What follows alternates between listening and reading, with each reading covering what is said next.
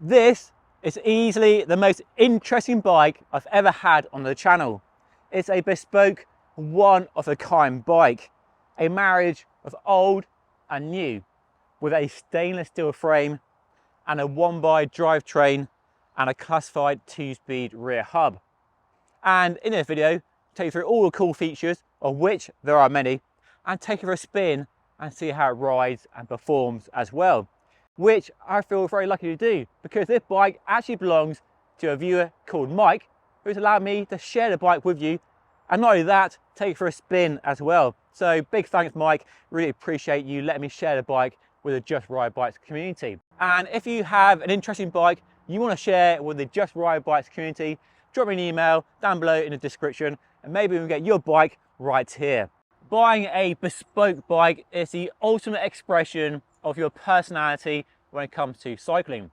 And Mike wanted a bike that's fast, direct, with quick handling to replace his race bike, and that led the design of the frame and all the component choices on this bike. Let's start with the frame, which is made by Spoon Customs, a small UK-based bespoke frame builder. They mainly work in steel, but also do aluminium and until recently carbon fibre. I first saw them at the Bespoke Hand-Built show in Bristol back in 2018, but this is the first time I've ever had the chance to ride one, and I'm really excited to see how it performs. The frame is made from Columbus XCR stainless steel, which I think is a fantastic material, sadly not as popular as it perhaps should be. It's quite expensive and quite hard to work on, but does narrow the gap in terms of performance and weight and stiffness between regular steel like 853 and titanium, which is a lot more expensive. And the quality of the frame is just magnificent. The wheels are so smooth, almost invisible. I like the ring reinforced head tube, the external seat clamp, the way the seat stays go to the seat tube junction, and even the angle, the slope of the top tube was something that Mike really agonized over to make sure it's perfect. So really beautifully made frame, hand built in Italy, and the quality is just first class. And then for the paint finish, which is another big decision to make with a custom frame, he wanted an understated kind of subdued finish, but I still think it looks really good. Very classy, very elegant indeed, with a Spoon logo on the down tube and the polished rear stays. So very classy. I think it's a success.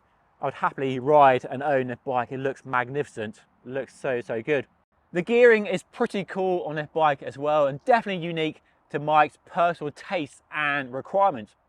So we have a classified power shift hub at the back, a 2-speed hub with an 1134 cassette, and that's married to a huge 54 tooth chainring from Drag 20. The chainring size is to optimize the chain line with the cassette, which Mike reckons gets him up most climbs, especially with the benefits of the 2-speed power shift system. Mike is a fan of 1x, likes the simplicity and finds it works for the riding he does, and that power shift gives him the extra range he might need on some of the steeper climbs he might encounter. And then for the group set, we have an interesting mix of Shimano Dura-Race Di2 for the brake levers and the hoods, the rear mech and the brake calipers, but then SRAM Red for the carbon fibre crankset and the power meter, and also the disc brake rotor too. I haven't seen SRAM disc brake rotors used on a Shimano bike before. He said it works fine. I guess we'll find out later. And then extra style points for the gold chain, which looks so cool. How bling is that? Overkill or not? Let me know what you think by leaving a comment down below. And then up front we have full internal cable routing, which is not something you often get on a steel bike. So we have a Dada one-piece carbon fibre handlebar and stem, and a Ridley fork with all the cables and hoses inside the head tube. Well, there's no wires because these are now wireless, so just the brake hoses are inside. And yes, he will chop the steering tube once he's settled on the final height he wants for the bike, so that will go very soon. So Mike is quite a tall chap, he's a bit taller than me, hence the long top tube, but he likes to get nice and aero, and he can go quite aero. So that's why he got a Diddy, tiny head tube and very narrow handlebars, get nice and tucked in and get as aero as possible. So very extreme looking bike, long, low, probably not a sort of bike lots of people could ride, but that's the beauty of a bespoke bike. He's had it customized to his precise, exact requirements. And then Mike has hand-picked all the components on the bike, some new and some old, to meet his requirements. And he saved weight where it makes sense. And there are some amazing details, like, for example, the Tune Princess SLR front hub. That thing weighs less than 80 grams, so super, super light, looks fantastic. And that front hub and the PowerShift rear hub are married to MV SES 4.5 carbon fiber wheels and topped with Conti GP5000 STR tyres in a generous 28mm width. But sorry Mike, I'm not really sure about that SLR saddle. Crazy lightweight carbon fiber construction, no padding, but he assures me the comfort is good. I guess I'll find out later. So an extreme weight saving measure there, and that is on top of a specialized alpinist seat post, so a further weight saving measure. Even the bottom cages and the bolts holding them to the frame are as light as reasonably possible. And the weight of this bike with no pedals is 8.2 kilograms, which is damn impressive for a steel bike with deep section carbon wheels and a PowerShift rear hub. And it's not impossible to see how light this bike could go. With some shallow wheels, getting rid of the PowerShift and some other changes, you get down to 7.5, perhaps low 7 kilos, which for a steel bike is very, very good. Okay, let's see what this bike is all about. Won't be an extensive, in-depth review, just a first impression really, just a flavour, a taste of what this special bike is all about. And straight away, it feels very special indeed. I'll be honest, it's a bit long and low compared to what I'm used to, but the more I ride it, the more I could get used to it. But a reminder, it's a very custom, bespoke geometry for Mike, who is a bit taller than me. But I am getting used to it the more I ride it, so it's not terrible. But a big caveat there that I'm riding a bike tailor-made for somebody else with different dimensions to myself. It's been a long time since I've ridden a stainless steel bike, but I love the way it rides. Such a shame it's not more popular. It offers a ride quality closer to titanium than regular steel like Reynolds 853. A bit lighter, a bit stiffer, and very, very nice ride quality. It's got a good level of damping, it feels fantastically smooth, and I am riding on the same wheels and tyres I'm used to riding on loads of other bikes as well, so that variable has been removed straight away. But I can feel the quality of the frame, the material, the way it's made. Such a wonderful smoothness, and got a really solid planted feel like carbon sometimes lacks. Doesn't feel heavy at all. I mean, there's more weight than a good carbon high-end bike, but it doesn't feel flimsy or fragile. Feels amazing out of the saddle. Loads of frame stiffness. It's quite slow steering though. It's not a crazy, lively, precise handling bike. Quite measured, but that's what we want to be racing.